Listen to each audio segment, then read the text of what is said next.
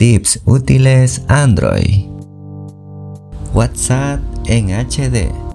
Bien, comencemos. En este video vamos a aprender a cómo enviar tanto videos como imágenes en HD directamente desde nuestro WhatsApp, ya que antes no se permitía. Ya hace un tiempo se habilitó la opción para enviar imágenes en HD y ahora la opción de videos también. Para ello ingresamos a nuestra galería. Acá seleccionamos el video que queramos enviar. Ahí elegimos WhatsApp, elegimos algún contacto y como pueden ver carga de forma normal el video.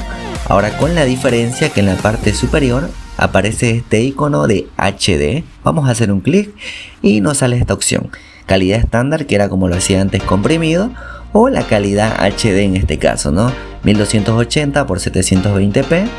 Seleccionamos la opción de HD y ya podemos enviarlo. En este caso pesa un poco más, pero esto a cambio de no perder calidad, como antes lo hacía WhatsApp.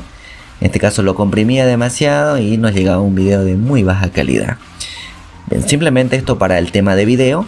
Ahora para el tema de las imágenes, de igual forma podemos irnos a nuestra galería. Ahí vamos a seleccionar una foto. Eso sí, si la foto está en alta resolución, se habilita igual la opción en la parte superior, HD. Seleccionamos aquí calidad HD, que lo envía con la máxima resolución. Y ya le podemos dar enviar. Esto cabe resaltar que si la imagen está en baja calidad, no van a poder usar esta opción, ¿no? Va a salir como inhabilitada. Y simplemente esto para este video. Así que ya puedes disfrutar ahora de enviar tanto tus videos como tu foto en Full HD.